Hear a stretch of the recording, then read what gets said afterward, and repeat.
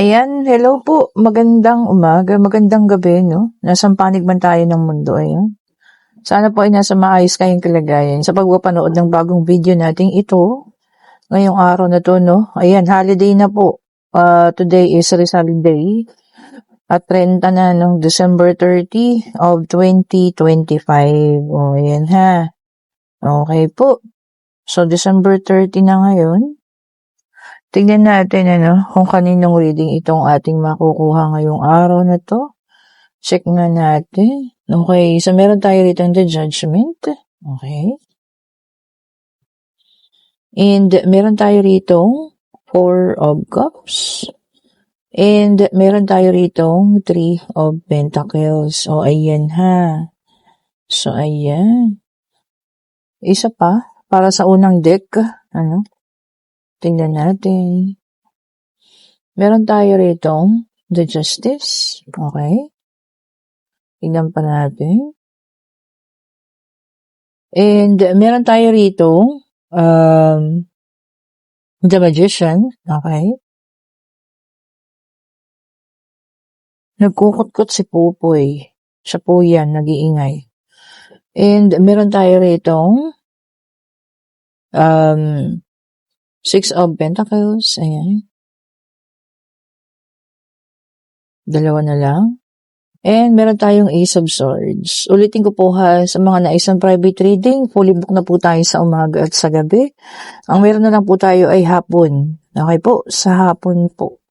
Gabi at umaga po ay fully book na. Okay, maraming salamat po sa mga nagpa-schedule, Thank you so much po sa inyo. Okay. And meron tayo rito, the Lovers. Okay po. Ayan, So, meron ako nakikita rito ng isang tao. Ayan. Alam niyo yun, puro sakripisyo siya, Nag-sacrifice sa pag-ibig. Ayan. Nag-sacrifice sa ibang tao. Okay po. Nag-sacrifice para sa pamilya. Ayan, Puro siya ganun. Laging inuuna niya para sa iba, hindi po para sa sarili. Okay, so the universe is now telling you, stop na. Okay po. Unahin naman natin yung sarili natin. Kagaya na dito, Unahin natin, the Magician. Okay po. Nag-sacrifice ka na para sa pamilya mo, Unahin mo naman daw po yung sarili mo. Ayan, See? The Magician is there. Ayan, Sabi niya rito, self-love. Okay po. Unahin natin yung pangangailangan para sa sarili. Okay po. Enough na yun na nakatulong ka sa kanila. Okay po, kung sa tingin mo kulang pa yun, mas mabuti siguro, Tignan mo muna yung sarili mo din. Baka naman napapabayaan mo na, di ba? Tapos bigay ka ng bigay. Di ba? May mga taong ganun talaga eh. Yung okay lang na wala ako, basta sila meron. Okay po, nagsakripisyo para sa kaibigan, ayan, Pero worth it ba yung ginawa mo? Di ba? So tanungin mo ang sarili mo, worth it ba yung ginawa mong pagsasakripisyo para maging okay siya? Di ba? So yun po ha, kung ano man yung kinalalagyan mo ngayon na nagsasacrifice ka, tignan niyo po kung worth it yan. Di ba? Ito naman nagsakripisyo para sa maaaring sa kumpanya, ayan, kasi may pag-uusap doon, ayan ha, pinaglaban pa, ayan, tapos sa bandang huli, at the end of the day, tinanggal ka rin, diba? O ikaw din, kung nasa abroad ka, pinauwi ka, diba po? At ito ang pinakamatindi, nagsakripisyo ka para sa isang tao na minahal mo ng todo. Pero ano nangyari? Diba? Sa bandang huli, umalis din, or iniwan ka din, or sumama rin sa iba po. Nandun naman ang ating the Judgment. Lahat naman ng ganyan, merong karapatang, katapat. Okay po, na parusa. Okay po. Ayan. So, kung ano man, sabi ko nga, kung ano man po yung sakripisyong inyong ginawa, kasi palagi ko naman tama na yun. Hindi na natin kailangan pandagdagan. Sa ngayon siguro, isipin muna natin yung sarili. Diba? Yan. Sabi rito, Ace of Pentacles, kailangan maging ka naman, financial independent ka naman. O, diba? Sarili mo naman, yung pagbigyan mo. Hindi yung bigay ka ng bigay sa mga pamilya mo, sa mga taong humihiram sa'yo. Ayan, ano. Sarili mo naman ang pagbigyan mo po, ha? O yan, bago ka magsisi sa bandang huli, ha? Because there is a regret card, ano. Pangalawa na to, actually, yung isa sa taas, ano. O, diba? So, ganun po, ha? Bago ka maubos, at ikaw or ikaw mismo ay maubusan. Siguro talagang kailangan muna, ay, grabe pa. Tingnan nyo, oh. See, kung nakikita nyo, paulit-ulit ang mga cards. Diba? So, ibig sabihin po nito, no, talagang, alam mo yun, kung ikaw yun nandoon sa sitwasyon na ganyan, kagaya nito, bigay ng bigay, wala nang tinitira para sa sarili. Talagang, alam mo yun, papaano pagdating ng panahon, at ikaw na yung mawalan, wala ka nang makuhanan, papaano, di ba? So, yun ang talagang unang sinasabi ng barahan. As of the moment, tigilan na yung pagsisakripisyo para sa iba. Ibigay mo muna ang para sa sarili mo, ha? Okay. Kaya lang, yung iba sa inyo, no, parang nakakulong sa ganong sitwasyon. Hindi na makaalis-alis. Parang pasan-pasan nyo na yung mga, alam nyo yun, yung mga dapat na katulong lang kayo or katuwang kayo sa pag-ayos o pagbuti ng pamilya ninyo. Pero alam mo yun, parang napasan nyo na or ikaw na mismo yung nagdadala. Diba? Or ikaw na mismo yung gumagawa. Na kung minsan, ito nga, kagaya nito, talagang hindi na rin makayanan. Ano? Talagang, alam mo yun, napupuno ka na. Nagkakaroon na talaga ng hindi magandang pag-iisip, anxiety, no? Nadidepress ka na. Kasi minsan siguro naiisip mo, what if hindi ko na kayang ibigay? O, diba? Yung mga hinihiling nila. So, it also affecting your, mental health. So, tama na po. O, diba? Hanggang dun na lang. And it's time to, naman daw, siguro nga, kailangan mo naman, partying, hindi naman yung, alam mo yung magwala ka, ganyan, Kailangan mo naman makisalamuha sa iba, gumastos ka ng sarili mong pera, o, diba? Enjoy mo kung ano man yung meron ka. Ayan, meron tayo ditong Queen of Pentacles. Ayan, ha. So, ang Queen of Pentacles, marunong maghawak yan. O, diba? So, ang ibig niyan sabihin dito, dapat matuto ka, humawak. O, diba? Kung ano man, financial man ito, pagdedesisyon man ito, or pagpili, sa mga taong dapat talagang tulungan. O, dapat po ganun, ha. Sa panahon ngayon, hindi tayo yung, alam mo yun, porket maraming paparating, sige nang sige, wag po ganun, ha. Alam nyo, ang mundo po ay bilog. O, diba? Umiikot at umiikot yan. Paano kung mabalik kayo sa sitwasyong walang-wala na naman ulit? O, diba? And then, nandito ang ating King of Pentacles. So, hindi lang Queen, ha? Ang King of Pentacles din, mapagsakripisyo. O, tignan nyo naman. O, so parehas na yan, ha? Sabi ko sa inyo, no gender specification, lalaki, babae, no? Kung kanino ito makaka-resonate, para sa inyo po ito. So, dito pa lang sinasabihan na kayo, no? Sabi nga ay, isipin naman natin yung ating sarili. Ayan po, ha? Huwag naman po palagi yung iba. Ayan, ito po, yun po ay maingay na isa, yung isa kong aso. Si Susay. O, ayan, babae po yan. Yan ang mga aso ko, si Pupoy at si Susay. Hindi ko alam, bakit natuto siyang tumahol? Akala ko nga pipi yan eh. Pero ngayon narinig yung tumahol. O, di po ba? Ngayon ko lang din na, pero kagabi, narinig ko rin siya. Hindi ko alam kung bakit medyo aligaga, Siguro nga dahil sa mga naririnig na, paputok. O, ayan.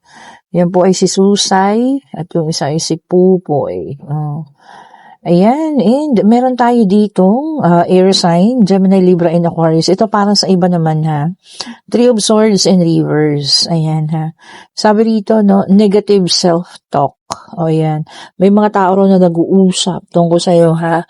Mga negativity. Kumbaga, alam mo yun, ginagawan ka ng kwento. Hindi naman totoo. O, ayan, ha.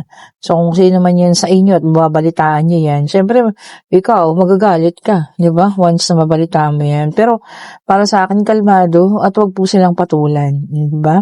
Lalabas naman ang katotohanan, kung sino yung masasama yung ugali, di ba? Sila yun. O, ayan, ha. Meron tayong the Strength, Fire sign. Ayan. Sabi rito, ha, get focused. O, tama. Mag-focus tayo kung ano man yung mga goals natin sa buhay. No? Stop na tayo po sa pagiging generous. Hindi ko naman sinabi maging madamot kayo, no? Pero alam niyo yun, unahin ulit muna yung pangangailangan bago po ang ibang tao, ha? And meron tayo ritong The Hangman na naka-reverse water sign, Cancer, Scorpio, and Pisces. Ayan. Sabi niya rito, magpakatatag. O, diba? Stand still. O, para sa iba yan, baka maaaring may pinagdadaanan na hindi maganda, mahirap, nasa isang sitwasyon na talagang, alam mo yun, pagpapakatatag ang kailangan. O, diba? Pakatatag daw po, ha? And then, meron tayo ditong 7 of Wands sa fire sign, Aries, Leo, and Sagittarius. So, air, fire, water. O, ayan po ang mga zodiac sign pa lang, ha? And sabi niya rito, no? 7 of Wands ito, sabi niya dito, protection. Baka meron taong hihingi sa'yo ng protection or ikaw yung kanilang poprotektahan. Alam mo yun? Baka may something na pangyayari na kailangan kang protektahan dahil baka hindi mo namang ginawa, mga ganon, ano. So, ayan, kung ano man, magtiwala tayo dun sa mga taong, alam mo yun, talagang karapat-dapat lang. Oh. And then, ito na, ang Earth sign, Taurus, Virgo, and Capricorn. Ito po ay 5 of Pentacles and Reverse. Ayan. Sabi niya rito, no? There will be a karmic lesson. Oh, para sa inyong dalawa yun. Karmic lesson ang makukuha ninyong dalawa. Kung kayo naman ay nagkaroon ng paghihiwalayan, ano, parehas kayo, ayan. Or nagkaroon kayo ng hindi magandang pagtatapos. Oh, a karmic lesson for both of you. Hindi sa'yo, hindi lang sa kanya, parehas po kayo.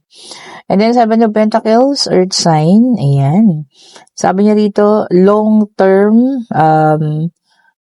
sustainability. Oh, wow. Ang ganda nun, ano? Ibig sabihin, mahaba ang panahon na maging maayos ang iyong kabuhayan. So, i-claim na yan, di ba? Mag-ipon, mag-ayos na. O, di ba po, no? Ibig sabihin, mahaba, abutin ng taon yan, ano, na magiging maayos. O, di ba po? And ihilingin natin na laging ganun na lang sana, o, diba? And then, meron tayong 6 of Cups, water sign, ayan ha, Cancer, Scorpio, and Pisces, ayan. Sabi niya rito, no, childhood memories. Oh, may makakaalala ng kanyang mga childhood memories, o, diba naman? O, kung ano't ano man yan ha, maaari siguro makatulong ito, alam mo yun, para mabalanse mo yung sarili mo. Siyempre, naalala mo yung nakaraan eh. O, di ba po? So, at least, kahit pa paano, nababalanse mo ng pag-iisip, ayan, kung tungkol man dito sa pag-ibig mo before, o, di ba? At least po, kailangan mo yun, para alam mo yun, alam mo kung ano yung pakiramdam na dapat mong maramdaman kung sakasakali man, o, di ba? Magkita kayo, or kung ano man, ha? And then, meron tayong the judgment, fire sign, ayan. Nako, ito sabi niya rito, ha, forgiveness and mercy. So, somebody is going to give forgiveness in awa din. O, ayan. So, magpapatawad ka na kasi siguro naaawa ka na po. O, di ba naman? So, magkarugtong talaga yun eh. Okay, ano't ano man, ano, hindi masama. Sabi ko nga, ano, kasi makakaalis kami doon sa sakit, sa pain. Ibig sabihin kasi pag nagpatawad ka na, hindi ka na nasasaktan. Kaya mo nang tanggapin. O, di ba po? No? O, kaya lang, yun lang. Huwag tayong makalimot ha, sa mga sakit na dinulot nila. O, okay ba? Kahit nakamag-anak mo yan, kaibigan, ex mo yan, ano, huwag mo kakalimutan yung pain na dinulot po nila. Ha? Kasi baka maaaring maulit yan. O, sana huwag na tayong makipag-close sa mga taong ganun po, ha? O, ayan, pwede na kayong magtanong, pag-ibig, pangyayari, ano? Financial, kung ano man, ayan, ha? Magtanong na, kung ano man po, ayun na, napakabilis. Parang lumilipat yung mga baraha. Okay, and ang sagot ay yes. Okay, and then this is a 10 of Pentacles. Ayan, no? Talagang sustainability, no? 2 beses. So, magiging ano po, maayos, no? I-claim na natin to sa mga paparating na mga panahon pa, no, or buwan, mas magiging maayos daw. O, ayan, sa financial. Okay po.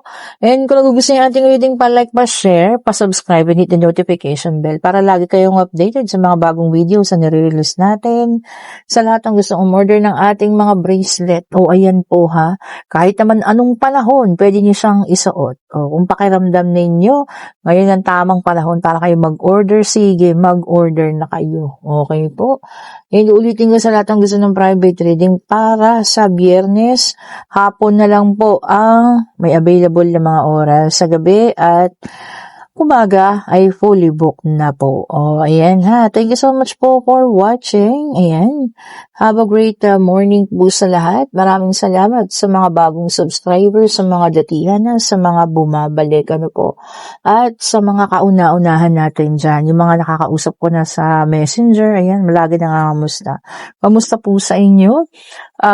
Holiday syempre, no? And it's going to be a long weekend. Start na yata ngayon ng holiday para sa iba. Happy holidays po sa inyo ha. Ipahinga ang mga katawang lupa ninyo. Diba? Lagi ko sinasabi sa inyo, iisa lang ang katawang lupa natin. So, kailangan din nating magpahinga. Thank you so much po ulit. Bye-bye po sa inyo.